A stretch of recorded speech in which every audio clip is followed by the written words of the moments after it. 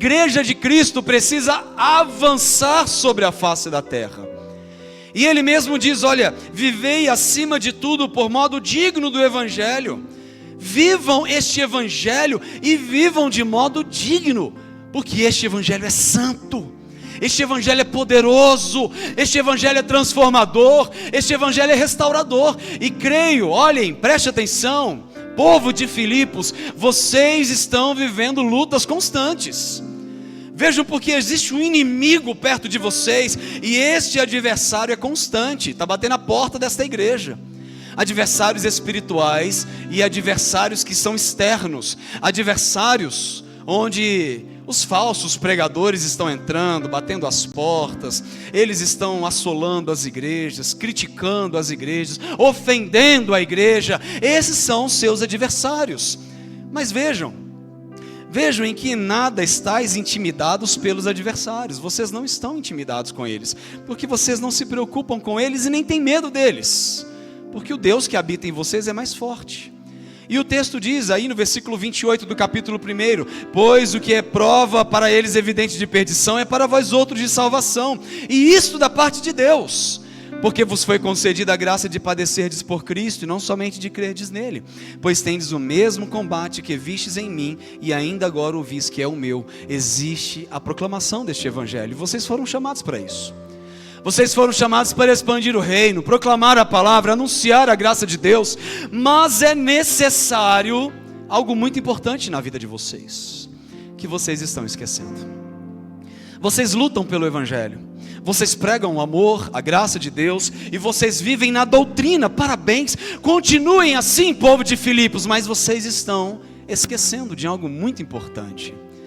Vocês estão se deixando levar pelas intrigas, pelas crises, pelos problemas, pelas divisões, pelas facções. Vocês estão se deixando levar pelas divisões dentro da igreja. A glória pessoal, o eu está evidenciado em vocês. E aqui agora no capítulo 2, o apóstolo Paulo vai dizer para nós assim: se há, pois, alguma exortação em Cristo, alguma consolação de amor, alguma comunhão do Espírito, se há entranhados afetos e misericórdias, completai a minha alegria, de modo que penseis a mesma coisa, tenhais o mesmo amor, sejais unidos de alma, tendo o mesmo sentimento. E nada façais por partidarismo ou vanglória, mas por humildade, considerando cada um os outros superiores a si mesmo. Não tenha cada um em vista o que é propriamente seu, senão também cada qual o que é dos outros. Tende em vós então o mesmo sentimento que houve também em Cristo Jesus. Pois ele, subsistindo em forma de Deus, não julgou como usurpação ser igual a Deus. Antes a si mesmo se esvaziou, assumindo a forma de servo, tornando-se em semelhança de homens. E reconhecido em figura humana, a si mesmo se humilhou, tornando-se obediente até a morte e morte de cruz. Pelo que também Deus o exaltou sobremaneira, e lhe deu o nome que está acima de todo o nome, para que o nome de Jesus se dobre todo o joelho, nos céus, na terra e debaixo da terra, e toda língua confesse que Jesus Cristo é Senhor, para a glória de Deus Pai.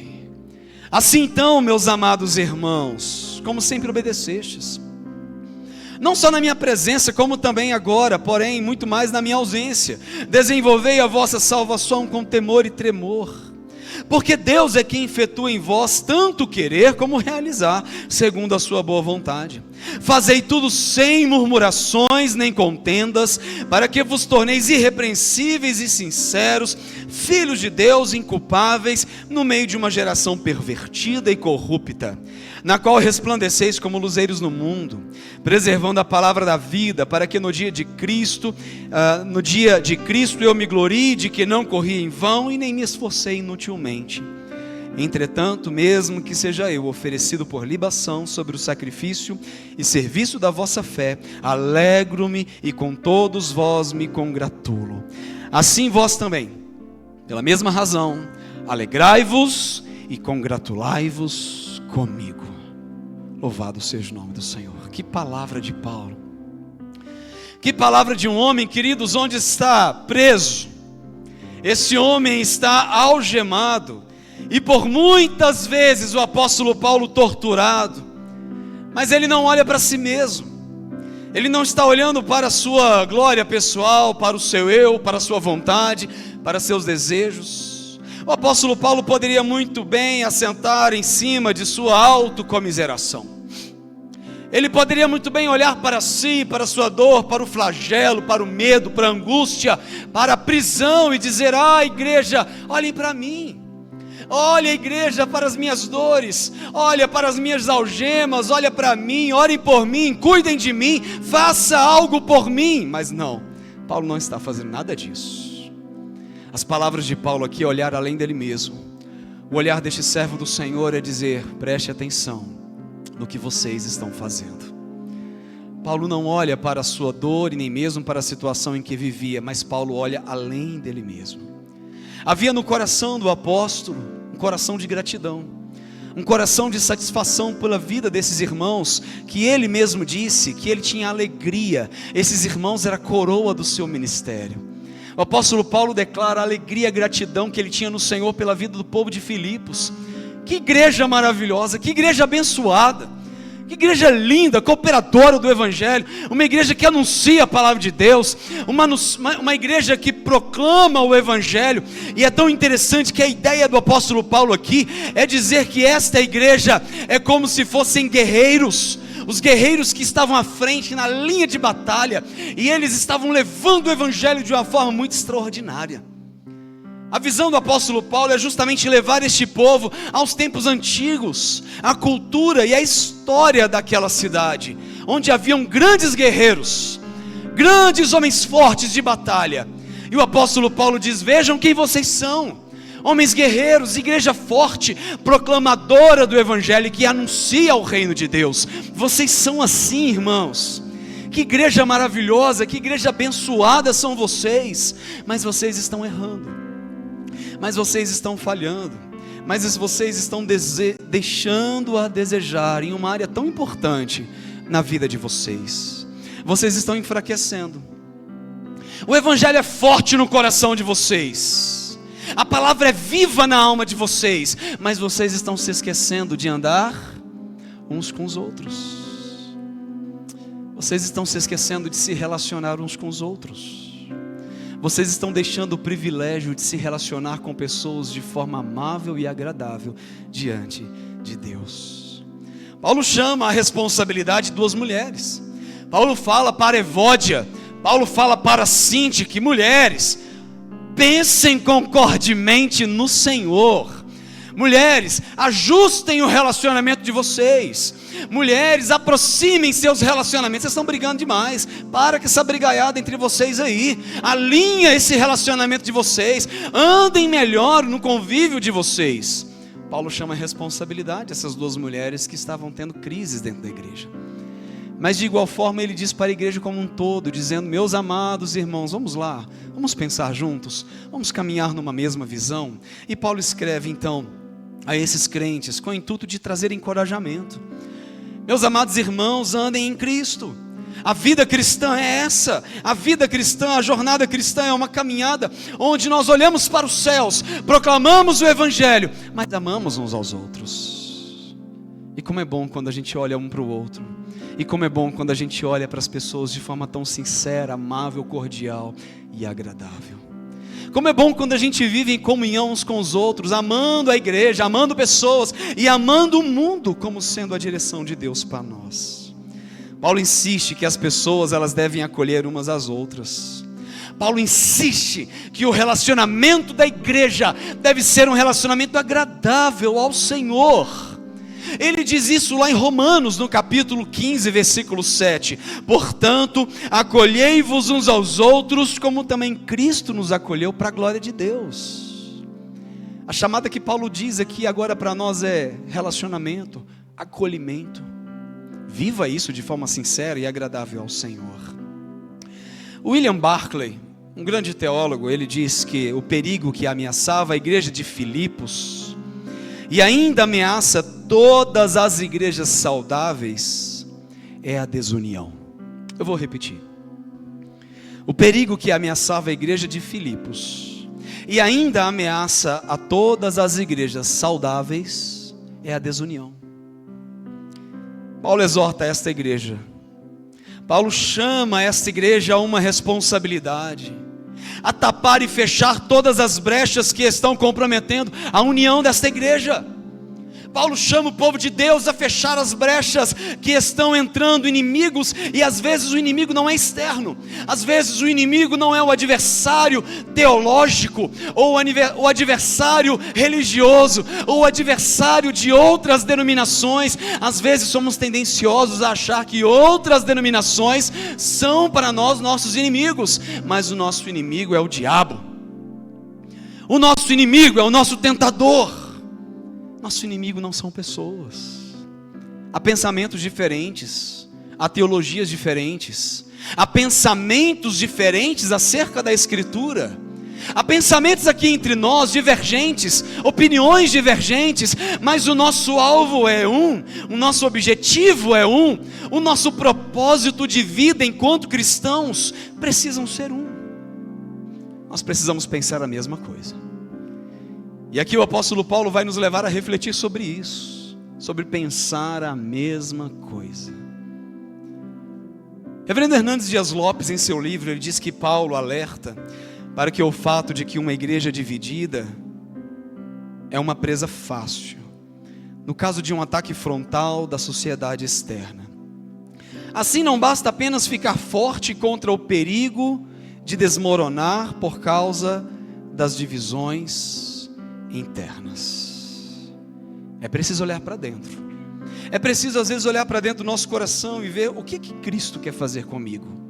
O que o Senhor quer fazer na minha história, o que o Senhor quer fazer da minha vida e através da minha vida, na vida dos irmãos, na vida da igreja, na vida da comunidade, do povo de Deus. O que Deus quer fazer da minha vida com o povo que está lá fora. Como o mundo vê a minha vida. Como as pessoas enxergam o meu relacionamento cristão.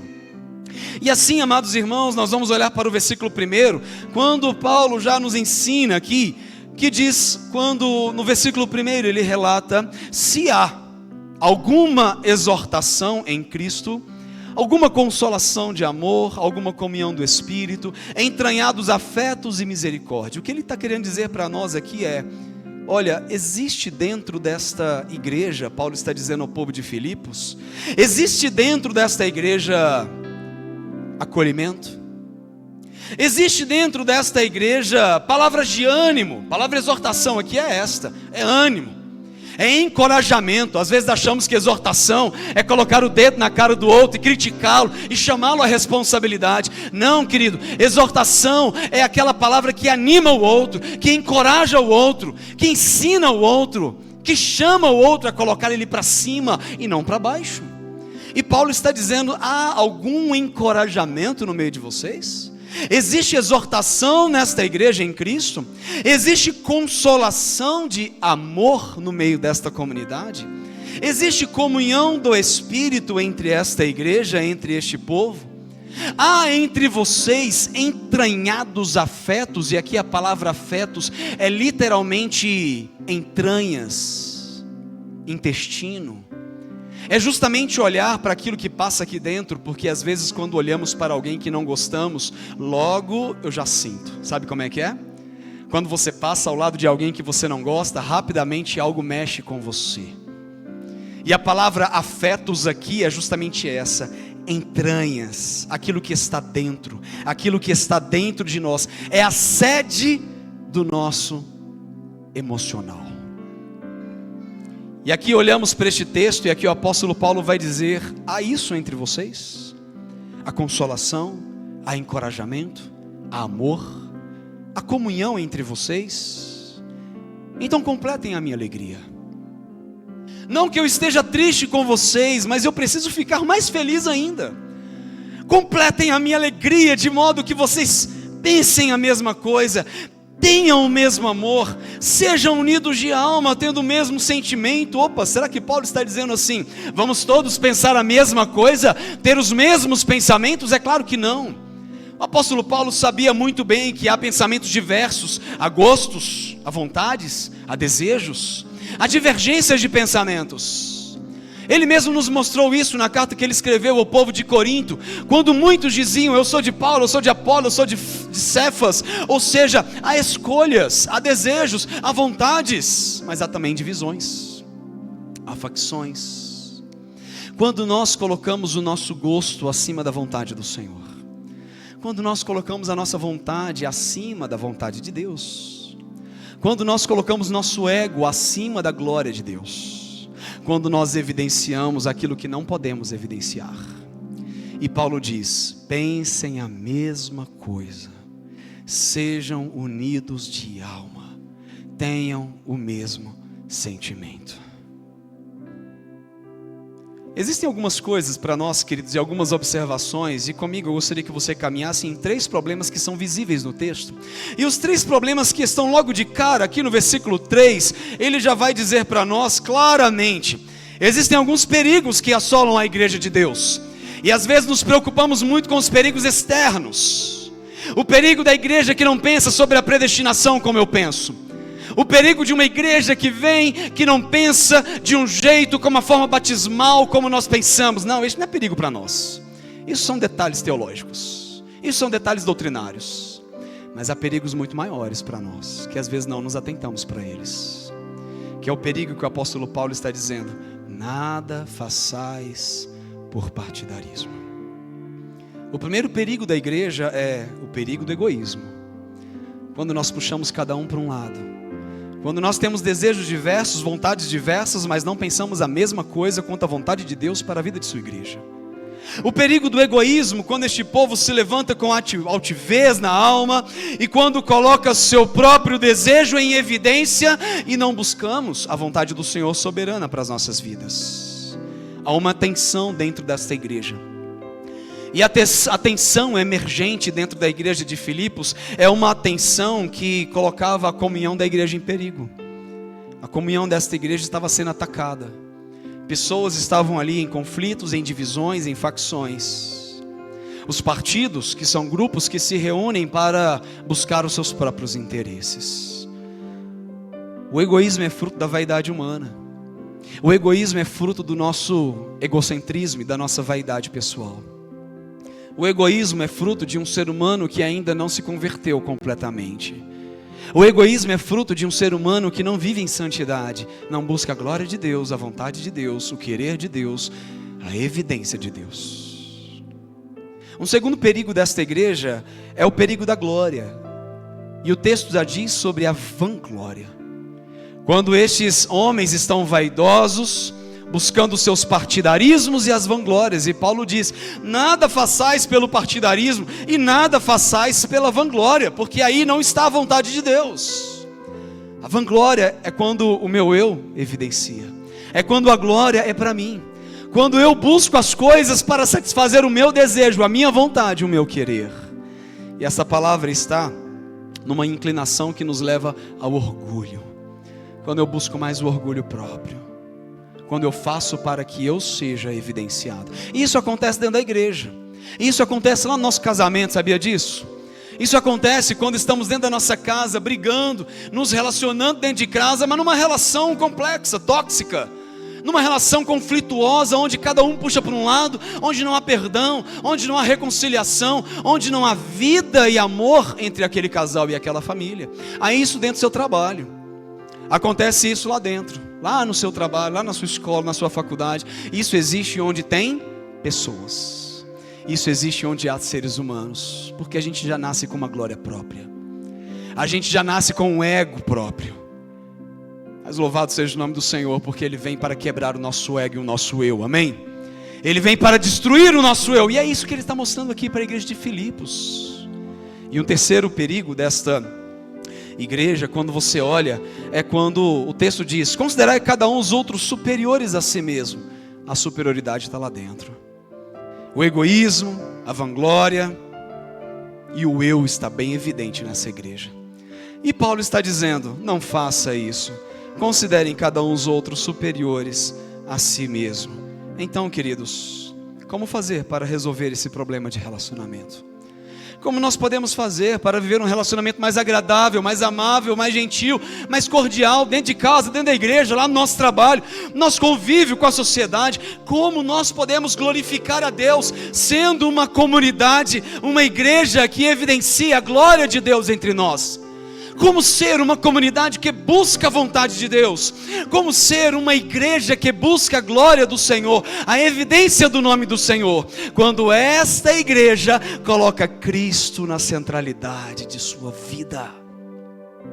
Quando esta igreja coloca Jesus no centro da sua história. E quando Ele diz, eu não, mas que seja o Senhor. Não é a minha vontade, mas é a vontade do Senhor. E se for necessário, que o outro seja maior do que eu, que ele seja a evidência e que eu me diminua. Quando abaixemos a nossa cabeça e reconhecemos a nossa fragilidade e o nosso pecado, que com humildade a gente possa viver. Como resolver problemas?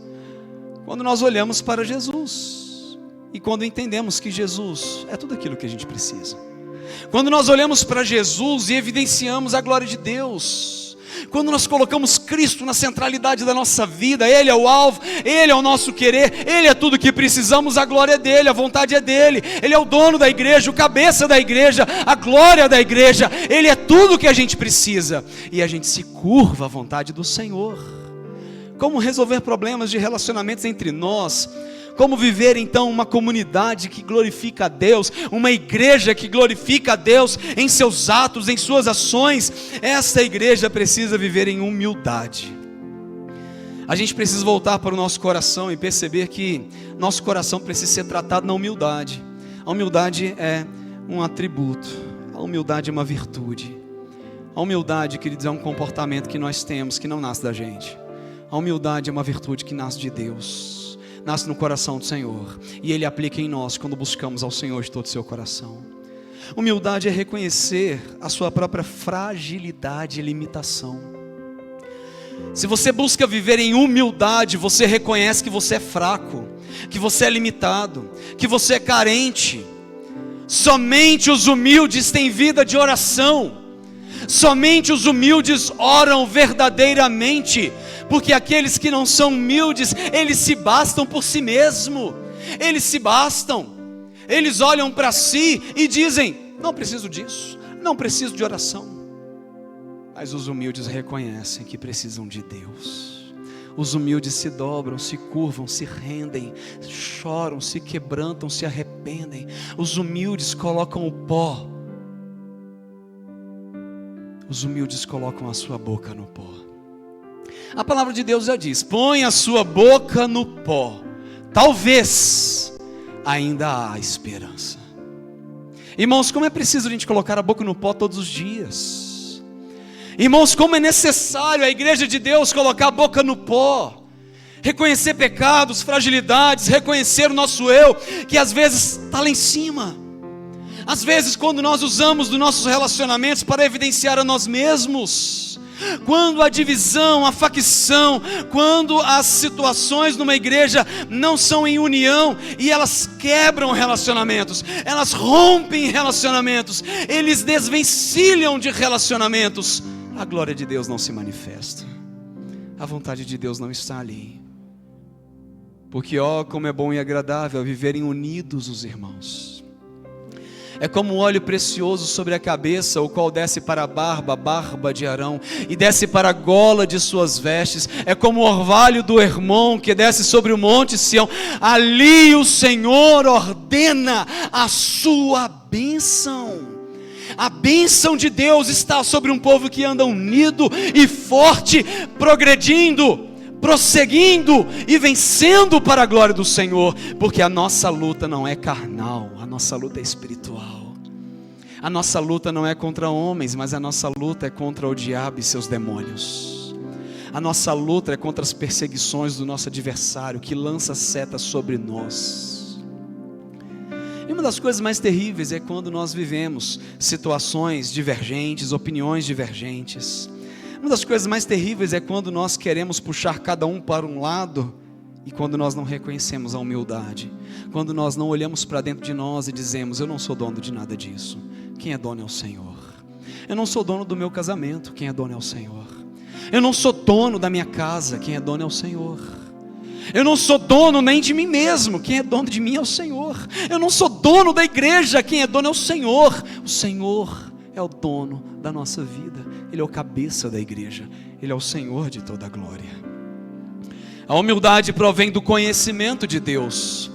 Às vezes achamos que quando conhecemos mais de Deus, nos tornamos mais humildes. É mentira. Quanto mais você conhece de Deus, mais humilde você precisa ficar. Quanto mais você lê Bíblia, e lê Bíblia, e lê Bíblia, mais essa Bíblia descortina quem somos. Ele esfrega em nossa cara os nossos pecados. Esta Bíblia, ela vem mostrar para mim quem eu sou. A palavra de Deus, ela vem descortinar quem eu sou. E eu não posso evidenciar a minha vida pelo conhecimento que eu tenho, mas através do conhecimento que eu possuo, eu preciso dizer: Deus, eu sou pobre e necessitado, eu sou pó, eu sou um vermezinho de Israel, eu sou um povozinho de Israel. É isso que eu sou, e é por isso que eu preciso me humilhar diante do Senhor. E é preciso que eu olhe para o meu irmão e eu possa dizer para ele: olha, eu sou esse pequeno, você também é. E por causa da nossa pequenez nós vamos crescer juntos, amém? Não é eu olhar para o meu irmão e dizer: eu sou melhor do que você, eu faço melhor do que você. Não, é eu olhar para pessoas que andam comigo e dizer: vamos juntos. É olhar para o casamento e dizer: vamos juntos. É olhar para os filhos e dizer: vamos juntos, filhos, vamos caminhar juntos. É olharmos um para o outro e dizer: vamos caminhar juntos, gente, vamos nos amar, vamos nos relacionar, vamos humildemente nos prostrar uns com os outros, nos prostrar ao lado um do outro, e vamos lavar os pés uns dos outros. Vamos fazer isso. Vamos ser uma igreja unida, irmãos. Vamos caminhar nesta unidade, vamos caminhar na humildade. Existe um grande teólogo chamado James Boyce, e esse teólogo, ele diz uma grande poesia para quem gosta em seu livro. E ele diz uma poesia muito linda ao retratar sobre a humildade. Preste atenção. A poesia de James diz que o pássaro que alça as asas dos céus constrói seu ninho lá embaixo na terra. E o que trina maviosamente canta de noite quando tudo repousa. Na cotovia e no rouxinol vemos quanta honra cada um na sua humildade. O santo que usa a coroa mais brilhante lá do céu curva-se em humilde adoração. O peso da glória que faz que se prostre, quanto mais se prostra, mais sua alma ascende. O escabelo, ou seja, o apoio, o lugar de sustento da humildade, deve estar bem perto do trono de Deus. O trono de Deus não são para os altivos de coração. O trono de Deus não são para os orgulhosos de alma. O trono de Deus não são para os altivos de coração, porque aos soberbos Ele os tem de longe, mas os humildes de quebrantado Ele traz para perto. Ele não rejeita jamais. É viver em humildade. Jesus está te ensinando hoje à noite a viver em humildade. Jesus está te ensinando aqui agora o privilégio de viver em humildade. Sabe o que a gente precisa fazer? Tende em vós o mesmo sentimento. Sabe quem é o nosso exemplo? O nosso exemplo não são pessoas. O nosso exemplo está lá no alto.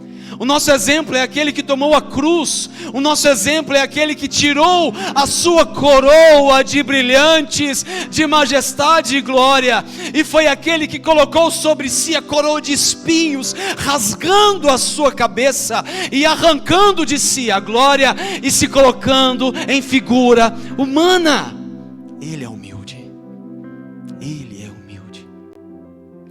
Então tende em vós o mesmo sentimento. Sentimento aqui não são emoções, sentimento no texto são pensamentos. Tende na sua cabeça, tende na sua mente, tende nos seus pensamentos o que houve também em Cristo Jesus. E o que houve em Cristo Jesus? Versículo 6: pois ele, subsistindo em forma de Deus, ele não julgou como usurpação o ser igual a Deus. Sabe o que você precisa fazer e eu? A igreja de Deus, para ter uma comunidade que glorifica a Deus, para ser uma igreja que glorifica a Deus, o que nós precisamos fazer é abrir mão dos nossos direitos. Às vezes queremos que os nossos direitos sejam evidenciados. Eu quero dizer para você: abra mão dos seus direitos, para que a glória de Deus seja manifestada na sua vida e através de você. Abra mão do seu eu, abra mão dos seus direitos tão evidentes e possivelmente até justos, mas abra mão dos seus direitos para que a glória de Deus se manifeste em você, para que a vontade de Deus se manifeste no seio da igreja. Abra mão dos seus direitos em prol do outro. Foi o que Jesus fez. O Senhor Jesus, ele se subsistiu em forma de Deus, mas ele não julgou como usurpação o ser igual a Deus. Essa glória é minha, Deus, me tira daqui, eu também sou Deus. Mas ele diz: eu sou Deus, eu sou o Senhor, eu sou a Trindade, mas eu tenho um projeto, eu tenho o plano do Pai, o propósito do Pai. Você precisa abrir mão, querido. Se a igreja do Senhor não aprender a abrir mão, esta igreja, ela luta para um lado, ela luta para o outro, e ela não segue uma direção. Ela precisa voluntariamente abrir mão dos seus direitos, e essa igreja também precisa abrir mão de sua glória pessoal, de suas riquezas pessoais, de seu eu, seus dons e talentos que querem ser tão evidentes. O Senhor Jesus, é Ele quem vê, é Ele quem derrama sobre nós o seu galardão, é Ele quem olha para a gente e diz: parabéns, servo bom e fiel. Nós não precisamos da glória humana e nem precisamos que o mundo nos veja. A gente precisa que o nosso Redentor nos veja. A gente só precisa que Ele olhe para a igreja e diga: servos bons e fiéis. Abrir mão, renunciar glórias pessoais, foi o que Ele fez. Ele abriu mão de sua glória para se vestir em figura humana. Sabe o que a igreja precisa fazer? A igreja precisa aprender a ser servos dos outros. O versículo 7 nos diz isso. Antes a si mesmo se esvaziou, ele arrancou de si a glória, ele tirou de si a glória, ele esvaziou-se de tanto poder e glória e majestade nos céus.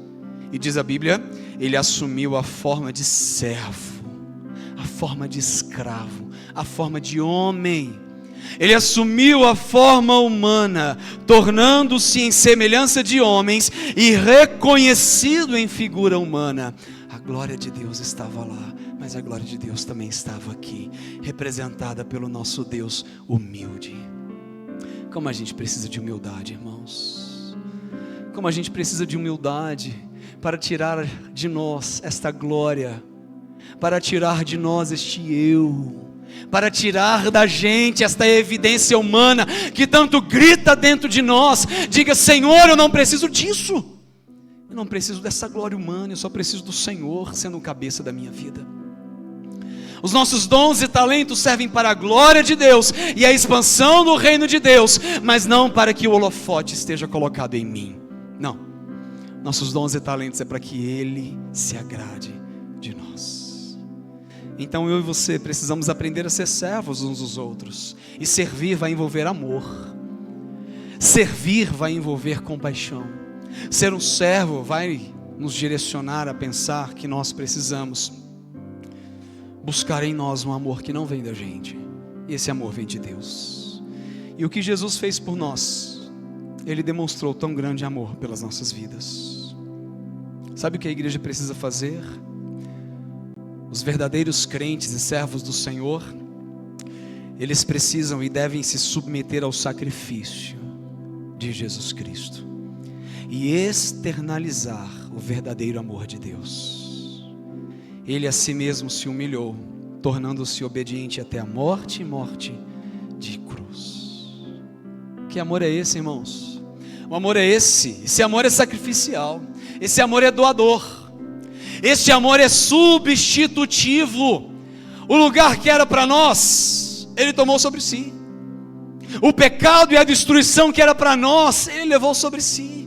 A culpa que estava em nós, Ele tomou sobre si. E o que nós devemos fazer? Com humildade, nos portar da mesma forma. Às vezes o outro vai se levantar, quebrante seu coração. Às vezes o outro, ele vai evidenciar, quebrante seu coração. Às vezes o outro, dentro de casa, dentro da igreja, lá no trabalho, ele altivamente virá sobre você. Abaixa a tua cabeça e humildemente viva como Jesus. Se é preciso pedir perdão, que a gente não espere que o outro venha, mas que nós humildemente nos portemos assim, que a gente possa, como Jesus, demonstrar isto. Amar pessoas, servir pessoas, perdoar pessoas, e entender que a igreja de Cristo, ela só vai subsistir, esta igreja só irá prevalecer, esta igreja só irá progredir, quando a igreja entender o privilégio de olhar para os céus e de olhar para o próximo. Esta igreja vai avançar, você vai prosseguir, você vai crescer quando você olhar para frente e quando você olhar para o seu irmão humildemente. Se submeta à vontade do Senhor, se submeta em obediência a servi-lo, a amá-lo. Pessoas vão negar você, como pessoas negaram Jesus. Você vai negá-lo ou você vai amá-lo? Pessoas irão criticar você, elas vão zombar de você. Você fará a mesma coisa? Ou você irá amá-los como Jesus amou? Pessoas vão desistir de você, como desistiram de Jesus. Você fará o mesmo? Ou você irá amá-los? O Senhor nos chamou para viver esse amor. Este amor, querido, não é fácil. Este amor vem de Deus. Este amor é muito difícil, porque é preciso quebrar. É fácil e bonito quando a gente passa pelas pessoas e diz eu te amo, mas não é esse te amo que Deus quer. É sacrifício, é doação, é estender a mão, é tocar no irmão e dizer vamos juntos, eu preciso de você. Nosso ego não deixa dizer isso não, né? Dizer eu preciso de você, não, às vezes nosso ego não deixa, às vezes nosso eu não deixa. Você sabe quem fez isso? Jesus fez isso. O Senhor Jesus disse para os seus discípulos, vamos juntos. O Senhor Jesus amou pessoas, caminhou com pessoas. Ele chamou os seus discípulos e caminhou com eles e andou com eles. O Senhor Jesus pediu emprestado um barco para Pedro. Olha que educação, olha que gentileza de Jesus, olha que amabilidade. Ele poderia muito bem, pela sua glória, construir um barco rapidamente. Pelo seu poder e milagre, ele nem precisaria daquilo, ele faria de outro jeito. Mas diz a Bíblia que ele pede emprestado a Pedro o seu barco. Olha que amor, olha que gentileza, olha que forma agradável de conviver com as pessoas, olha que forma gentil de amar a humanidade, de cuidar da humanidade. Senhor Jesus fez tantas coisas. Marta, Marta, andas inquieta demais, você está agitada demais, você se preocupa com muitas coisas. Jesus está cuidando de Marta. E Jesus diz, olha Marta, eu quero dizer uma coisa para você. Maria escolheu a boa parte e esta não lhe será tirada. Olha que gentileza de cuidar dos corações. O Senhor Jesus, Ele é o nosso exemplo. E o Senhor Jesus mostrou para nós tudo aquilo que Ele fez por amor à humanidade. Faça você o mesmo. Façamos o mesmo pelo outro. Façamos o mesmo pela igreja. Tenha sempre em mente a obediência de Cristo, irmãos. Tenha sempre em mente a obediência de Cristo e olhe para a cruz de Cristo e viva para amar o seu próximo intensamente. Porque, diz a Bíblia, pelo que também Deus o exaltou sobremaneira e lhe deu o nome que está acima de todo nome, para que o nome de Jesus se dobre todos os joelhos nos céus, na terra e debaixo da terra, e toda língua confesse que Jesus Cristo é Senhor, para a glória de Deus Pai. Um dia seremos também evidenciados, um dia também seremos glorificados, amém? Esse dia não chegou, agora não é hora da glória pessoal, agora é a hora da humilhação, agora é a hora da rendição, agora é a hora do quebrantamento, agora é a hora da gente se colocar no lugar da humildade. Mas vai chegar um dia que Ele derramará sobre nós a sua glória eterna, e viveremos com Ele eternamente, como Jesus. Mas quem vai fazer isso é Ele, e não nós. Quem derramará sobre nós a sua glória é Ele. Quem nos levará para a eternidade é Ele. Quem irá evidenciar a sua igreja é Ele, e não nós. Nosso papel hoje é nos colocar no lugar do amor, da humildade, da rendição e de viver unidos uns com os outros, porque ali o Senhor ordena a sua bênção. Meus amados irmãos, vamos completar neste ano 53 anos de história. Nós vamos completar neste ano 53 anos de igreja, 53 anos de vidas sendo transformadas. Quantos presbíteros passaram por esta igreja? Quantos diáconos e pastores passaram pela nossa igreja? Quantos irmãos viveram aqui entre nós? Alguns saíram daqui por outros motivos, outros estão na glória, louvado seja o nome do Senhor, amém? Eles estão melhores do que a gente, vocês podem ter certeza disso, tá? Mas louvado seja Deus, porque a nossa igreja é uma igreja viva, é uma igreja que ama a palavra, é uma igreja que prega a palavra, é uma igreja que ama Jesus, e é uma igreja que viverá e vive, e será uma igreja cada vez mais forte no amor uns para com os outros. É uma igreja que irá experimentar, meus amados irmãos, a cada dia mais, o amor entre pessoas. Que a gente possa viver isso como igreja, que a gente possa experimentar isso todos os dias, olhando para o nosso irmão, nos aconchegando, aconselhando, convivendo, consolando, nos relacionando uns com os outros. Ah, irmãos, como é bom a gente estar na igreja, e que o mundo possa ver isso em nós, que o mundo possa se achegar nesta igreja de 53 anos e dizer: este povo é diferente, esse povo aqui é uma bênção, amém? Para todo lugar que eu vou eu ouço isso. Esse povo de Aí Carvalho é diferente, esse povo é uma bênção, esse povo é diferente. Como é bom a gente ouvir isso, gente. Que em nome de Jesus a nossa igreja continue assim, e que as pequenas coisas não venham destruir aquilo que é glorioso entre nós, que as pequenas coisas não venham ofuscar e apagar coisas tão maravilhosas entre nós, que a gente possa progredir, prosseguir, avançar, como diz o apóstolo Paulo. Avance, igreja, para a glória do Senhor. Avance, povo de Deus, e olhe para frente, olhe para Cristo, olhe para a glória do Senhor, e que a evidência seja Jesus entre nós, que o mundo conheça do Evangelho, e que este Evangelho seja conhecido através das nossas vidas. Que Jesus te abençoe, e que você ande com obediência à palavra do Senhor.